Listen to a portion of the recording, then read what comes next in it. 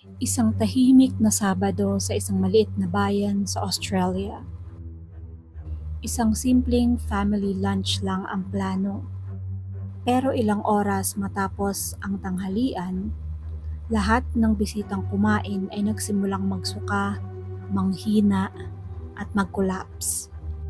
Sa loob ng ilang araw, 3 sa kanila ang namatay. Ang dahilan, isa sa pinakanakakalasong kabute sa mundo, ang death cap mushrooms. At ang taong nagluto ng pagkain ay mismong kamag-anak nila. Ang suspect, si Erin Patterson. Ang kasong ito ay naging isa sa pinakanakakagulat na murder cases sa modernong kasaysayan ng Australia. Ang Leongatha ay isang maliit na rural town sa state ng Victoria. Tipikal na countryside community, tahimik at walang major crimes. Kaya noong kumalat ang balita tungkol sa isang family lunch na nauwi sa 3 pagkamatay, nagulantang ang buong bansa. Dito nakatira si Erin Patterson, a mother of 2, dating asawa ni Simon Patterson. Kahit sila ay hiwalay na, ay may communication pa rin si Erin sa pamilya ng kanyang dating asawa. At sila nga ang magiging bisita sa nakamay na family lunch na ito. Noong July 29, 2023, nag-invite si Erin ng family lunch sa kanyang bahay. Ang kanyang mga bisita, si Don Patterson, 70 years old, ang asawa ni Don na si Gail, 70 years old, si Heather Wilkinson, 66, at si Ian Wilkinson, 68. Si Don at si Gail ay magulang ng dating asawa ni Erin na si Simon. Si Heather naman ay kapatid ni Gail at si Ian Wilkinson ay asawa ni Heather, isang pastor sa local church. Si Simon Patterson ay imbitado din sa family lunch na ito, pero hindi siya nakapunta. Kung pumunta siya, malamang ay isa rin siya sa mga naging biktima. Ayon kay Erin ay gusto daw niyang makausap ang pamilya tungkol sa isang health issue. Sinabi niya na may posibilidad daw na meron siyang cancer at gusto niya ng advice kung paano ito sasabihin sa kanyang mga anak. Kaya naman nagtipon-tipon ng pamilya sa dining table. Walang kaalam-alam ang 4 na taong ito na yun na pala ang huling pagkakataon na makakakain sila ng tanghalian ng magkakasama. Ang main dish sa lunch ay isang classic na pagkain, beef Wellington. Isang steak na binalot sa pastry na may mushroom filling at niluto sa oven. Masarap, elegante, pang special occasion. Pero sa loob ng dish na iyon ay may halong death cap mushrooms. Ang scientific name nito ay Amanita phalloides. Ito ang pinakadelikadong kabute sa mundo.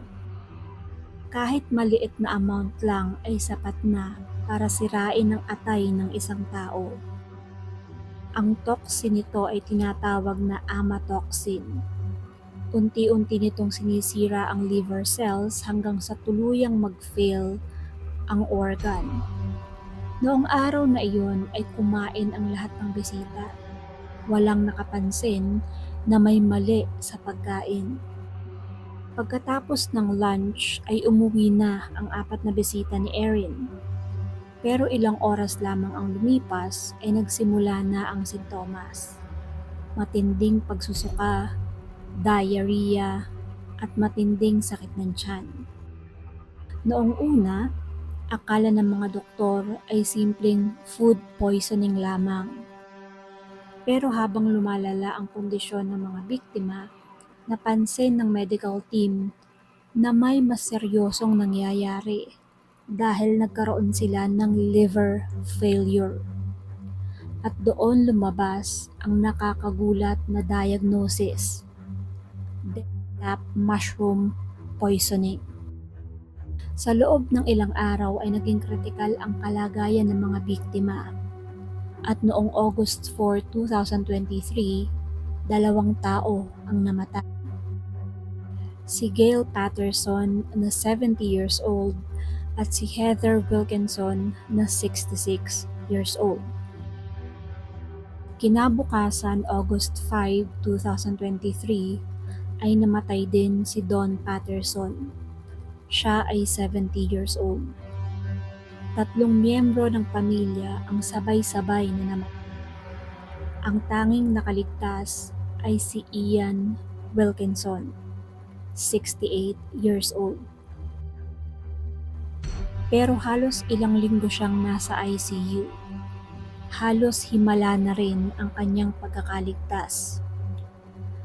Noong simula ay sinabi ni Erin na aksidente ang lahat.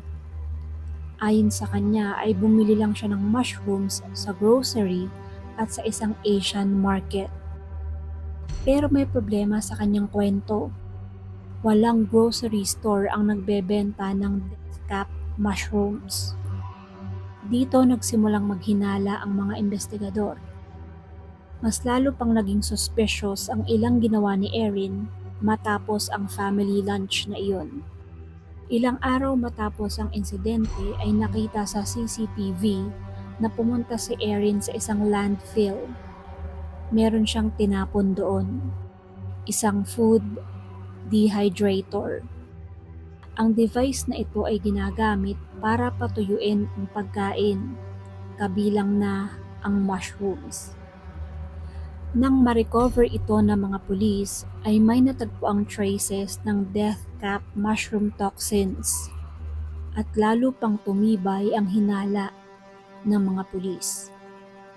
Noong November 2, 2023 ay inaresto si Erin Patterson. Ang mga charges laban sa kanya ay 3 counts ng murder at 1 count ng attempted murder. Pero iginiit niya ang kanyang depensa. Ayon sa kanya, hindi daw niya sinadyang gamitin ang poisonous mushrooms. Isa daw itong tragic accident.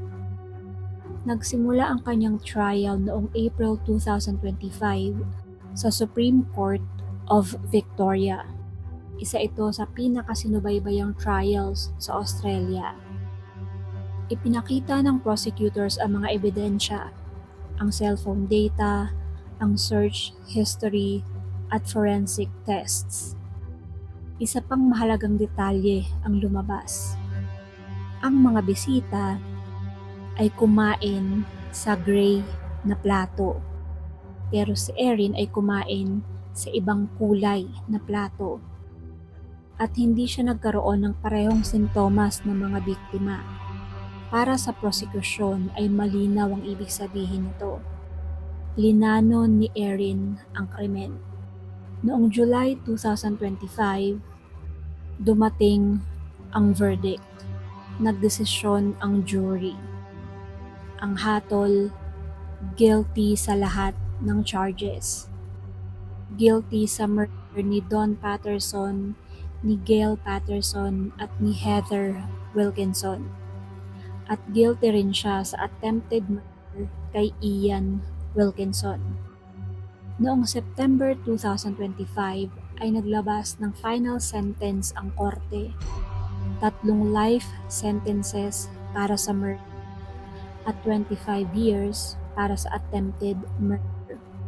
At binigyan din si Erin Patterson ng non-parole period sa loob ng 33 years. Ibig sabihin, hindi siya pwedeng mag-apply for parole hanggang 2056. Hanggang ngayon ay may isang tanong na hindi pa rin malinaw sa kasong ito. Ano ang motibo ni Erin sa paglason sa pamilya ng kanyang dating asawa? Isang simpleng lunch lamang iyon ng ordinaryong pamilya. Kung gusto mo ng mas marami pang true crime stories, i-like, i-share at mag-subscribe sa channel na ito. Hanggang sa susunod na video.